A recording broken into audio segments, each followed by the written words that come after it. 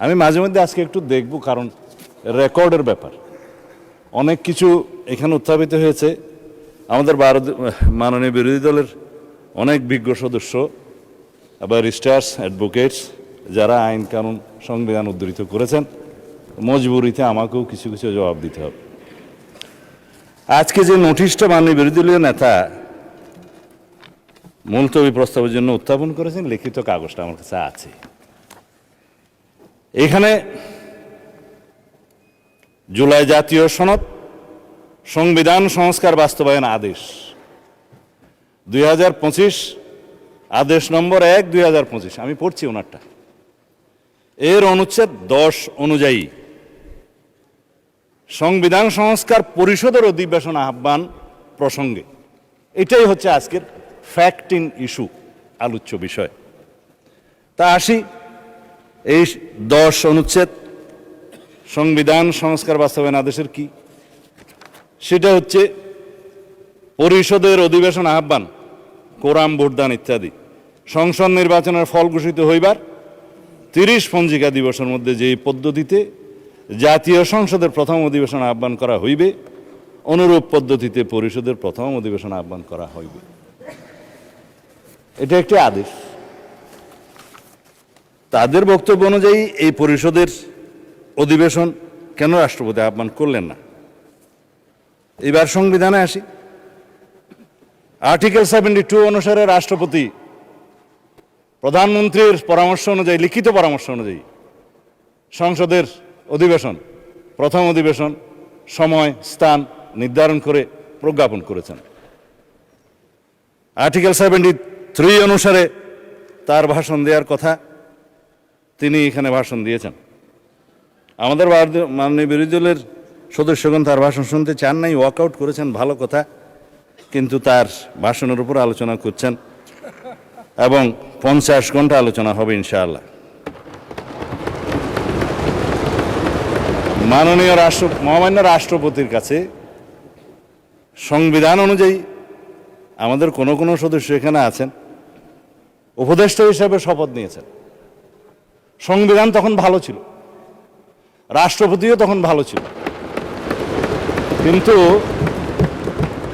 ভাষণের দিন উনি মনোপুত হলেন না আর কি। যাই হোক, এখন এই আদেশটা নিয়ে যে আমরা আলোচনা করব, আদেশের অনুবলে যে সংবিধান সংস্কার পরিষদের অধিবেশন কেন আহ্বান করা হবে না, তার উপর যে আলোচনা করব, আদেশটা কি, কিছু কিছু জবাবের মধ্যে চলে আসবে। মাননীয় বিরোধী দলের একজন সদস্য বলেছেন এই আদেশটা বৈধ আইন। এইখানেই হচ্ছে বিতর্কটা। এই আদেশটা বৈধ আইন না। রাষ্ট্রপতি আদেশ জারি করতে পারতেন, পাস্ট টেন্স। 1971 সালের 26শে মার্চের পরের থেকে বাংলাদেশের সংবিধান প্রণীত হওয়ার আগ পর্যন্ত বাংলাদেশের স্বাধীনতার ঘোষণাপত্র অনুযায়ী এবং সেই অনুযায়ী laws continuance enforcement order 1971 10th April এবং the Bangladesh constitution provisional constitution order 1972, এই অনুসারে রাষ্ট্র পরিচালিত হয়েছে। রাষ্ট্রপতি অর্ডার জারি করেছেন, রাষ্ট্রপতির অর্ডার অনুসারে নবগঠিত রাষ্ট্র পরিচালিত হয়েছে। আদেশগুলো সবগুলোকে বৈধতা দিয়ে সংবিধানের প্রথম এবং 4th তফসিলে বৈধতা দেওয়া হয়েছে, কন্টিনিউশন হয়েছে। আমি সেই আদেশকে বৈধ আদেশ মনে করি। যে হাইকোর্টের আদেশ, যে রুলিংয়ের কথা বললেন, সেই আদেশগুলোকে আইনে পরিণত, আইন বলে স্ট্যাটাস দেওয়া হয়েছে। অবশ্যই আর্টিকেল 152 অনুসারে একটা হচ্ছে ল, আরেকটা হচ্ছে এক্সিস্টিং লস। আইন এবং প্রচলিত আইন দুই জায়গাতেই আদেশ হচ্ছে বৈধ আইন। অন্যান্য প্রথা, রুলস সব কিছু বৈধ আইন, আদেশও আইন। কিন্তু এই আদেশ হলো ছিল, কিন্তু আদেশ জারি করার ক্ষমতা 1973 সালের 7ই এপ্রিলের পর রাষ্ট্রপতির আর রইল না। 4th তফসিলের, সংবিধানের 4th তফসিলের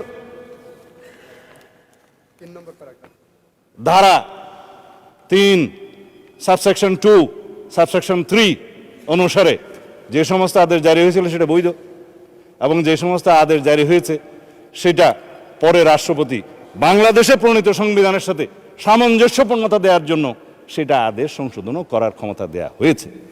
এবং সেখানে আপনি দেখবেন 2 বছরের টাইম লিমিট করে দেওয়া হয়েছিল। আমি দেখে বললে ভালো বলি না, সেই জন্য এমনি বলি। তো সেই জায়গায় 2 বছরের সময়সীমা 1974 সালের একটা দিবসে শেষ হয়, সেটা আমি পরে বলবো, এখানে দেখে বলতে হবে। কিন্তু চতুর্থ তফসিলের ধারা 17 সাবসেকশন 2 লাস্ট প্যারাগ্রাফ অনুসারে বাংলাদেশের রাষ্ট্রপতির আর আদেশ জারির ক্ষমতা রইল না। তারপরে দেখে নিতে পারেন। তারপরে রাষ্ট্রপতি আদেশ জারি করলেন কিভাবে, সেটাই হচ্ছে আজকের ফ্যাক্টরিং ইস্যু। যেই আদেশের জন্মই বৈধ হলো না, সেই আদেশ হবে ভয়েড অ্যাব ইনিশিও লিগ্যাল ল্যাঙ্গুয়েজে, সূচনা থেকেই অবৈধ। এইবার বক্তৃতায় আসি। মাননীয় স্পিকার, এই আদেশটা রাষ্ট্রপতির অধ্যাদেশ না হওয়ার কারণে 133টি অধ্যাদেশ উপস্থাপন করা হলেও সংসদের প্রথম দিনে এই আদেশটা উপস্থাপন করা হলো না, কারণ এটা না হয় অধ্যাদেশ না হয় আইন। আমি সেজন্য বলেছিলাম এটা হয়তো কোনো নিউট্রাল জেন্ডার হতে পারে। এনিওয়ে, এই আদেশটি অন্তর্বর্তীকালীন সরকারের অন্তহীন একটি প্রতারণার দলিল, এটা আমি আজকে আবার পুনরুচ্চারণ করছি। এই আদেশের 10 ধারা অনুযায়ী সংবিধান সংস্কার পরিষদের যে অধিবেশন আহ্বান করার কথা আমাদের মাননীয় বিরোধী দলীয় নেতা উত্থাপন করেছেন, সেইটা ফ্যাক্টরিং ইস্যু সম্পর্কে আমি আজকে বলে ফেললাম। এখন রাষ্ট্রপতি যে রাষ্ট্রপতি 72 অনুচ্ছেদ অনুসারে যে সংবিধানের নির্দেশ বিধান অনুসারে প্রধানমন্ত্রীর লিখিত পরামর্শ অনুযায়ী এই মহান জাতীয় সংসদের অধিবেশন আহ্বান করেছেন, স্থান এবং সময় নির্ধারণ করেছেন, সেটাও বলেছি। কিন্তু সংবিধান সংস্কার পরিষদের কি কোনো অস্তিত্ব এখন আছে যে রাষ্ট্রপতি কোন বিধান বলে এই অধিবেশন আহ্বান করবেন? এই আদেশ, যে আদেশটা ভয়েড অ্যাব ইনিশিও, সেই অনুবলে কি রাষ্ট্রপতি কোনো ক্ষমতাপ্রাপ্ত হলেন? হ্যাঁ, যদি আমরা এখানে সবাই সম্মত হতাম, সংবিধান সংশোধন হয়ে যেত, সেখানে রাষ্ট্রপতিকে ক্ষমতা দেয়া হতো এবং রাষ্ট্রপতি সেই অনুসারে সংবিধান সংস্কার পরিষদের গঠন করতেন। সংবিধানে আসতো, ফর্ম আসতো তৃতীয় তফসিলে 148-এর বিধান অনুসারে, সেই ফর্ম অনুসারে যিনি শপথ পরিচালনা করতে পারতেন তিনি, তার নির্ধারণ হতো, সেটি স্পিকার হোক, রাষ্ট্রপতি হোক বা প্রধান নির্বাচন কমিশনার হোক, তারপরে সেই প্রশ্ন আসতে পারত। এখন যেই সংবিধানের চতুর্থ তফসিলের 3য় দফা সাবসেকশন 2, সাবসেকশন 3 এবং 17 দফার লাস্ট প্যারাগ্রাফ সাবসেকশন 2 আমি উদ্ধৃত করলাম, সেটা দয়া করে সবাই দেখতে পারেন। এখন কথা হলো, মাননীয় স্পিকার, এই আদেশটার অনুবলে আমরা যেটা এখানে দাবি করছি সেটা তো একটা অবৈধ আদেশ, ভয়েড অ্যাব ইনিশিও। কিন্তু আমরা যদি সংবিধান সংশোধন চাই, তাহলে সেই সংবিধান সংশোধন জাতির কাছে আজকে আমি পরিষ্কারভাবে প্রকাশ করতে চাই। একটা বিভ্রান্তি সৃষ্টি করা হচ্ছে সারা জাতির মধ্যে যে বিএনপি সংস্কার চায় না। বিভ্রান্তি সৃষ্টি করা হচ্ছে বিএনপি জুলাই জাতীয় সনদ মানে না। কিন্তু যেটা নিয়ে বিতর্ক হচ্ছে সেটা হচ্ছে জুলাই জাতীয় সনদ উইদিন ব্র্যাকেট সংবিধান সংস্কার বাস্তবায়ন আদেশ, অর্থাৎ জুলাই আদেশ। আমরা তো আছি জুলাই জাতীয় সনদে, যেটা জাতির সামনে সবাই স্বাক্ষর করেছি সেটাই। এবং এই জুলাই জাতীয় সনদের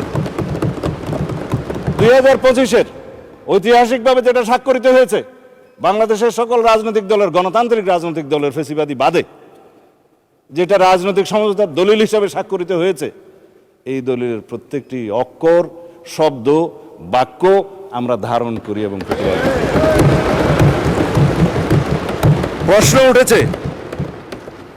প্রশ্ন উঠেছে যে আমরা এই আদেশের অনুবলে কেন আমরা গণভোট যেটা অনুষ্ঠিত হয়েছে সেটা মানছি না।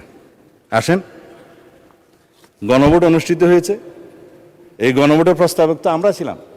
আমি প্রস্তাব দিয়েছিলাম বিএনপির পক্ষে যে অন্যান্য রাজনৈতিক দল জুলাই জাতীয় সনদ যখন স্বাক্ষরিত হবে তখনও হয়নি, সেটার আইনি ভিত্তি দেওয়ার জন্য সবাই একটা দাবি উত্থাপন করলেন। বললাম হ্যাঁ, জনগণের সম্মতি নেওয়া যায়। এই জুলাই জাতীয় সনদের পক্ষে জনগণ আছে কি নাই? কারণ এই জুলাই জাতীয় সনদের দুইটা ভাগ। প্রথম ভাগ হচ্ছে সংবিধান সংশোধন সাপেক্ষে আমরা সংস্কারের বিষয়সমূহ এখানে বলা আছে 1 থেকে 48, 1 থেকে 47 সংবিধান সংশোধন সাপেক্ষে সংস্কারের বিষয়সমূহ লেখাই আছে। সংবিধান সংশোধন সাপেক্ষে সংস্কারের বিষয়সমূহ যদি এই জুলাই সনদের পক্ষে জনগণ হ্যাঁ বলে, তাহলে পরে আমরা সংবিধান সংশোধন করতে পারবো সেই 47টা বিষয়ে। উইথ নোট অফ ডিসেন্ট, প্রত্যেকটা নোট অফ ডিসেন্টে বলা আছে যে সমস্ত রাজনৈতিক দল বা জোট তাদের নির্বাচনী ইশতেহার উল্লেখপূর্বক যদি জনগণের ম্যান্ডেট লাভ করে, তাহলে তারা সেই মতে ব্যবস্থা গ্রহণ করতে পারবে।